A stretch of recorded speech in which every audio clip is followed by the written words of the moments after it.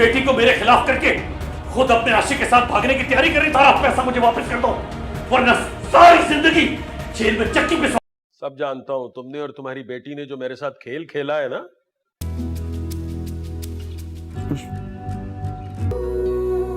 या तो उन्होंने मुझे बताया कि आपकी बेटी अपनी मर्जी से गई है। दोस्तों, ड्रामा सीरियल केयर के आने वाले एपिसोड में आप लोग देखने वाले हैं। ये ड्रामा बहुत ही इंटरेस्टिंग बन चुका है। अब सालिस भी अपने घर वापस आ चुका है। यहाँ पर अब सब कुछ ठीक हो चुका है, लेकिन फिर भी वफा को उनकी फैमिली बिल्कुल ही एक्सेप्ट नहीं करती, क्योंकि उसने शिफा का दिल दुखाया है।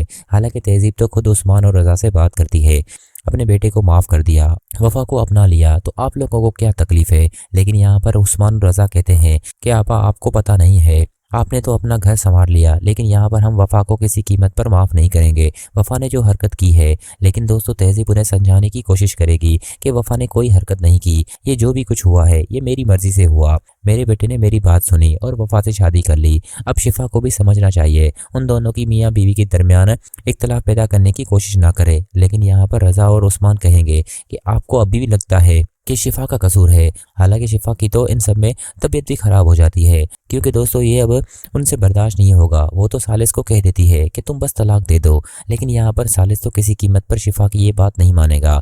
वो तो आहिस्ता आहिस्ता वफा को टाइम देने लगेगा और वफा से मोहब्बत हो जाएगी। लेकिन दूसरी जानिब फरजाद से भी ये सब बर्दाश्त नहीं होगा। वो भी वफा से कहता है, तुम इतने जल्दी कैसे रंग बदल सकती हो, तुम तो मुझसे मोहब्बत करती थी, लेकिन ये सारी चीज़ें कहाँ चली गई।